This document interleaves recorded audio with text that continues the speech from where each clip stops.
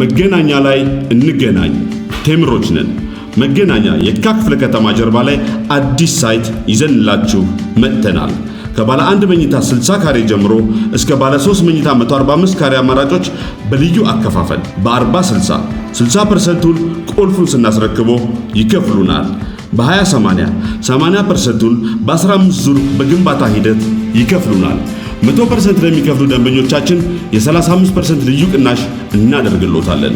በማስታወቂያ ዋጋ የቀረበ ትልቅ ዕድል ስለሆነ እንዳያመልጦ። ብልሆች ዛሬን ይጠቀማሉ። ለበለጠ መረጃ በ0960 62 88 88 ቴምር ፕሮፐርቲስ የህልሞ ማረፊያ። ጤና ይስጥልን አድማጮች፣ ይህ አዋዜ ልዩ ላልሰማችሁ ነው። ከመረጃዎቹ ጋር አብርሃም መኳንንት ነኝ። ፕሬዚዳንት ዘለንስኪ ዩክሬን ጦርነቱን ለማስቆም የሚያስችል ምክረ ሀሳብ ለአሜሪካ መላኳን ይፋ አደረጉም። ፓኪስታን፣ አሜሪካና ኢራን አንዳች ስምምነት ላይ ለመድረስ ተቃርበዋልም ብላለች።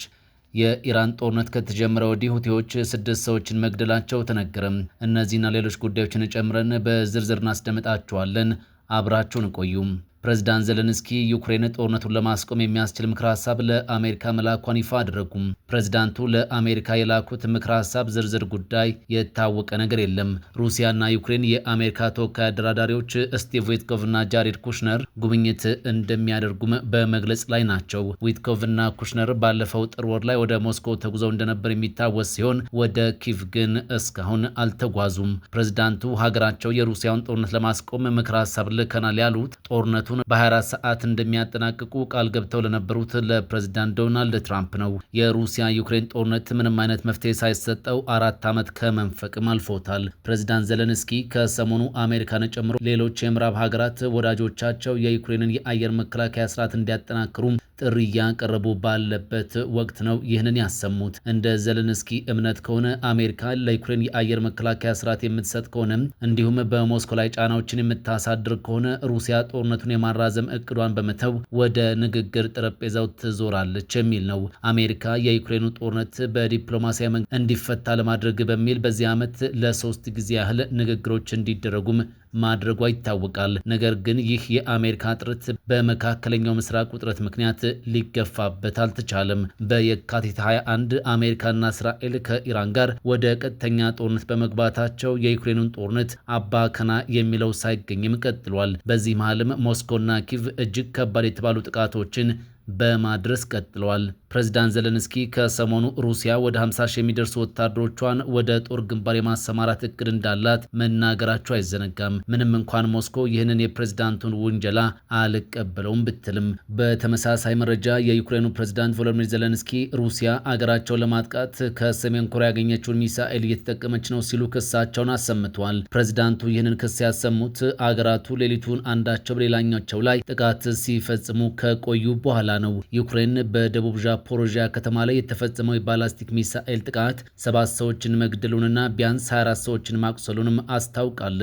በምዕራብ ሩሲያ ቮሮኔዝ ደግሞ ትልቁን የኦንላይን መሸጫ ዌልድ ቤሪ መጋዘኖች በዩክሬን ተመትተዋልም ተብሏል። የሩሲያ አማዞን በመባል የሚታወቀው ይህ ኩባንያ በቅርብ ሳምንታት ውስጥ በተደጋጋሚ ኢላማ መደረጉም ታውቋል። ጥቃቶቹ የተከሰቱት ከዩክሬን ድንበር ከ1100 ኪሎ ሜትር በላይ ርቀት በምትገኘው የታታርስቲን ሪፐብሊክ በዩክሬን ድሮን በተፈጸመ ጥቃት አንድ ሕፃንን ጨምሮ ቢያንስ 13 ሰዎች ከተገደሉ ከአንድ ቀን በኋላ ነው። ዘለንስኪ ሰኞ ምሽት በቪዲዮ ባስተላለፉት መልእክት ላይ ለመጀመሪያ ጊዜ ሩሲያ ከሰሜን ኮሪያ ድጋፍ ውጪ ጦርነት ልታውጅ አትችልም ብለዋል።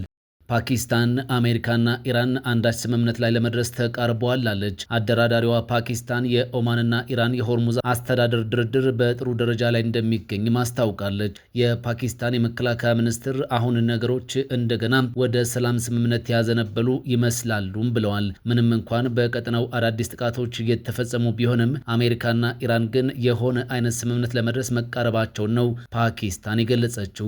ሌላኛዋ አስታራቂ ኳታር በበኩሏ በሆርሙዝ አስተዳደር ዙሪያ የሚደረገው ድርድር በጥሩ ደረጃ እንደሚገኝም ይፋ አድርጋለች።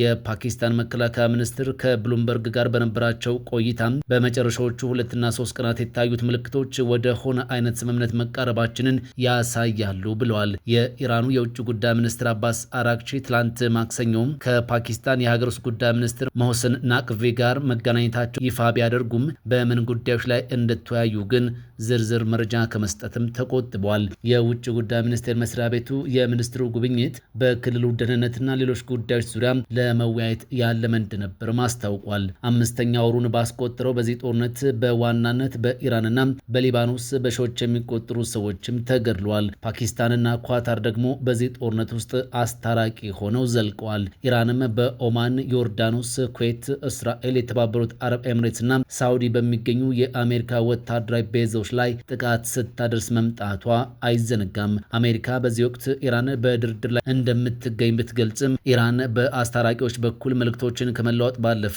በቀጥታ ድርድር ላይ እንዳልሆነች ይፋ አድርጋለች። ፕሬዚዳንት ዶናልድ ትራምፕ ሰኞ ምሽት አሜሪካ ለደረሰባት ጉዳት ቴህራን ካሳ መክፈል አለባትም ብለዋል። ይህ ንግግራቸውም ዳግም ሁኔታውን ወደ ሌላ ምዕራፍ እንዳያሸጋግረውም በተንታኞች በኩል ተሰግቷል። የኢራን ጦርነት ከተጀመረ ወዲህ ሁቲዎች 6 ሰዎች መግደላቸው ታወቀ። በየመን በኢራን የሚደገፉት የሁቲ አማጽያን በቀይ ባህር በሚገኝ አንድ የጭነት መርከብ ላይ በፈጸሙት ጥቃት 6 ሰዎች ሲገደሉ 10 ሰዎች ደግሞ መቁሰላቸው ታውቋል። የሀገሪቱ ትራንስፖርት ሚኒስቴር እንዳወጣው መግለጫ ከሆነ መርከቧ ከሞካ ወደብ በስተደቡብ በኩል በ3 ባላስቲክ ሚሳኤሎች የተመታች ሲሆን በደረሰው የህይወትና የእሳት አደጋ ከአባላቱ መካከል 4ቱ ማለትም 3 ፓኪስታናውያንና 1 ኢንዶኔዥያዊ ህይወታቸውን አጥተዋልም ተብሏል። የየመን የባህር ዳርቻ ጥበቃ እንዳስታወቀው ሁለተኛው የሚሳኤል ጥቃት የተሰነዘረው መርከቧንና ሰራተኞቹን ለማዳን በሞከሩት ላይ ነው። ሁቲዎች በበኩላቸው ጥቃት የፈጸሙት የሳውዲን ወታደራዊ ቁሳቁስ በጫነች መርከብ ላይ መሆኑን አስታውቋል። ይህ ጥቃት አሜሪካና እስራኤል በኢራን ላይ ጥቃት ማድረስ ከጀመሩበት ከየካቲት 21 ወዲህ ቡድኑ የፈጸመው የመጀመሪያው ከፍተኛ ጥቃት ነው ተብሏል። ሁቲዎች ባለፈው ወር በመርከቦች ላይ ጥቃት መሰንዘር የጀመሩ ሲሆን በሳውዲ ወደቦች ላይ የባህር ከበባ ማድረጋቸውንም አውጀው ነበር። ሁቲዎች በቀይ ባህር በሚገኙ የሳውዲ የነዳጅ መርከቦችና የነዳጅ ማደያዎች ላይ ጥቃት እያደረሱም ቀጥሏል። የቅርብ ጊዜው ጥቃት የደረሰው ለዓመታት ቆይቶ የነበረውን የየመን የእርስ በርስ ጦርነት የተኩስ ማቆም ስምምነት ባለፈው ወር በሁቲዎችና በሳውዲ በሚደገፈው የየመን ህጋዊ መንግስት መካከል መፍረሱን ተከትሎ ነው። ሁቲዎች የየመን ሰሜናዊ ምዕራብ አብዛኛውን ክፍል የሚቆጣጠሩ ሲሆን ከህጋዊ መንግስት ጋር ተደጋጋሚ ግጭቶችን ያደርጋሉ። የየመን ዋና ከተማ ሰነአ በሁቲዎች እጅ ስር በመሆኗም የየመን መንግስት ስራውን የሚያከናውነው ከደቡቧ ከተማ ኤደን እንደሆነም ይታወቃል። የየመን መንግስት ባወጣው መግለጫ መርከቧ ምግብ ጭና የነበረች መሆኗን ገልጾ በንግድ መርከብ ላይ የተፈጸመው ጥቃት ሁቲዎች የያዙትን የውጊያ አቅጣጫ ማባባሱን የሚያሳይ ነው ብለዋል። ቫንጋርድ የተባለው የባህር ላይ ስጋት አስተዳደር ኩባንያ ቀደም ሲል ባወጣው መግለጫ የየመን የባህር ኃይል መርከቧን ለማገዝ በደረሰበት ወቅት ጥቃት እንደደረሰበትና በዚህ ምክንያት 3 ተጨማሪ ሰዎች መቁሰላቸውን ይፋ አድርጓል። በቅርብ የተነሱ ፎቶዎች የመርከቧ ስም ቲሃማህ እንደሆነ የሚያሳዩ ሲሆን ማሪን ትራፊክ የተባለው መርከቦችን መከታተያ ድረገጽ መርከቧ በዋርነር ፖይንት አቅራቢያ በቀይ ባህር ላይ እንደምትገኝም ጠቁሟል። ቫንጋርድ መርከቧ የታንዛኒያ ሰንደቅ ዓላማን ሰቅላ የምትጓዝ መሆኗን ሲገልጽ፣ ማሪን ትራፊክ ደግሞ የመርከቧ ባለቤት የግብጽ ድርጅት እንደሆነም አስታውቋል። በሌላ በኩል የየመን ትራንስፖርት ሚኒስትር ቴህማን የየመን የንግድ መርከብ እንደሆነች የገለጸ ሲሆን የኢራን መገናኛ ብዙሃን ደግሞ መርከቧ ከሳውዲ ጋር ቁርኝት ያላት መሆኗን ዘግቧል። አሜሪካ በ2025 በየመን ባካሄደችው ወታደራዊ ዘመቻ 153 ሰላማዊ ሰዎች መገደላቸውን ባለስልጣናት ይፋ አድርገዋል። አሜሪካ እንደ አውሮፓውያን አቆጣጠር በ2025 ባደረገችው ወታደራዊ ዘመቻ 153 ሰላማዊ ሰዎች መገደላቸውንና 243 ሰዎች ደግሞ ጉዳት እንደደረሰባቸው የሀገሪቱ ባለስልጣናት ተናግረዋል። ትላንት ማክሰኞ የፔንታጎን የዳሰሳ ሪፖርት የተመለከቱ ባለስልጣናት በሰላማዊ ሰዎች ላይ የደረሰው ጉዳት በ2024 ከቀረበው ቁጥር በእጅጉ የላቀ መሆኑን አንስቷል። በ2024 በአሜሪካ ዘመቻ የተገደሉ ሰላማዊ ሰዎች ቁጥር 2 ሲሆን ጉዳት የደረሰባቸውም 2 ነበሩ። ለኮንግረስ የተላከውና በአሜሪካ መገናኛ ብዙሃን ይፋ የተደረገው ይህ የፔንታጎን ሪፖርት በ2025 የተመዘገቡት ሁሉም የሰላማዊ ሰዎች ሞትና ጉዳቶች በየመን ውስጥ በተፈጸሙ 3 የአሜሪካ ጥቃቶች ምክንያት የደረሱ መሆናቸውን ይፋ አድርጓል። የፔንታጎን ሪፖርት እንደሚያሳየው የአሜሪካ ማዕከላዊ እዝ በሚያዝያ 2025 በየመን የተፈጸሙ 3 የአሜሪካ ጥቃቶች በሲቪሎች ላይ ጉዳት አድርሰው ሊሆን እንደሚችልም ቢቢሲ ዘግቧል። ሪፖርቱ በተጨማሪም እስከ የካቲት 2026 ድረስ በየመን ውስጥ ሌሎች 15 ክስተቶች እንደነበሩና የአሜሪካ ማዕከላዊ እዝ መንግስታዊ ባልሆኑ ድርጅቶች በኩል በተቀበላቸው መረጃዎች ላይ በመመስረትም እነዚህን ክስተቶች በአሁኑ ወቅት እየገመገመ መሆኑን ገልጿል። የአሜሪካ መከላከያ የጥቃቱ ዓላማም በኢራን የሚደገፉት የሁቲ ታጣቂዎች አቅምን ማዳከም ነው ብሏል። የፔንታጎን ሪፖርት በካሪቢያንና ምስራቃዊ ፓሲፊክ የፈጸማቸው ጥቃቶች ያደረሱት ጉዳት ምን ያህል እንደሆነ አልጠቀሰም። አሜሪካ ሚያዝያ 20 2017 ዓ.ም በፈጸመችውና ኢትዮጵያውያንን ጨምሮ በርካታ ስደተኞች በተገደሉበት የየመን የስደተኞች ማቆያ 68 ሰዎች መገደላቸውንና 47 መቁሰላቸውን በሁቲ የሚተዳደረው የሀገር ውስጥ ጉዳይ ሚኒስቴር ገልጾም ነበር። የሊባኖስ ፓርላማ በሀገሪቱ የሞት ቅጣት እንዲቀር መወሰኑ ታወቀ። ሊባኖስ የሞት ቅጣትን በማቆም በመካከለኛው ምስራቅ የመጀመሪያው አገር እንድትሆን የሚያስችላትን ውሳኔ የአገሪቱ ፓርላማ በአብላጫ ድምፅ አጽድቋል። 128 መቀመጫዎች ባሉት ፓርላማ አብዛኞቹ አባላት የሞት ቅጣት እንዲቀር የቀረበውን የውሳኔ ሀሳብ በመደገፍ ማክሰኞ ዕለት ድምፅም ሰጥቷል። የሄዝቦላ የፓርላማ ተወካዮች ግን ውሳኔውን ተቃውሞታል። ሕጉ ተግባራዊ ለመሆን ለፕሬዝዳንት ጆሴፍ አውን ከመተላለፉ በፊት ወደ ካቢኔውም ይላካል። መንግስት ለህጉ ያለውን ይሁንታ አስቀድሞም ገልጿል። ምንም እንኳን በሊባኖስ ፍርድ ቤቶች የሞት ፍርድ መስጠታቸውን ቢቀጥሉም እንደ አውሮፓውያን አቆጣጠር ከጥር 2004 ጀምሮ የሞት ፍርድ ተፈጻሚ እንዲሆን አላደረገችም። የመብት ተሟጋቾች ከ78 በላይ ሰዎች አሁንም የሞት ፍርድ ተፈርዶባቸው እንደሚገኙም ይናገራሉ። በአዲሱ ህግ መሰረት የሞት ቅጣት በእድሜ ልክ እስራትና በከባድ የጉልበት ስራም ይተካል። ሆኖም ግን ህጉ አዲሱ ቅጣት እንዴት ተግባራዊ እንደሚሆን በዝርዝር ያስቀመጠው ነገር የለም። ከባድ የጉልበት ስራ በሊባኖስ ህግ ውስጥ ያለ ቢሆንም በቅርብ ዓመታት ውስጥ እምብዛም ተግባራዊ አልተደረገም። የአገሪቱ የፋይናንስ ቀውስና የተጨናነቁ እስር ቤቶች የአገሪቱን ሀብትና አቅምም ገድበዋል ሲል ቢቢሲ ጽፏል። ፓርላማው በድምፅ የሰጠው የሲቪል ማህበረሰብ ቡድኖችና ጠበቆች የሞት ቅጣትን ከሊባኖስ ህግ ለማስወገድ ለዓመታት ዘመቻ ካደረጉ በኋላ ነው።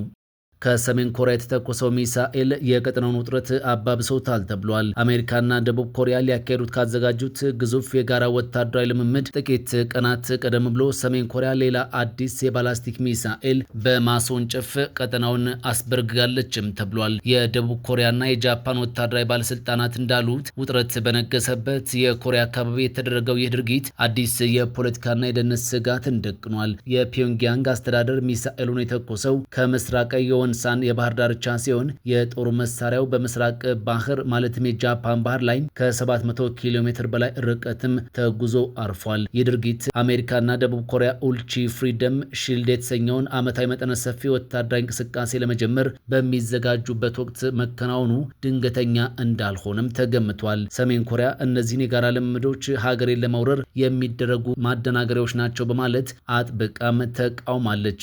የአሁኑ ማስወንጨፍም ለዋሽንግተን እና ለደቡብ ኮሪያ የተላከ ግልጽ ማስጠንቀቂያ እንደሆነም ተንታኞች ገልጸዋል። የሱዳን ጦር አዛዥ ለብሔራዊ ምክክር ይፋ ያልተደረገ ውይይት ማድረጋቸው ተሰማ።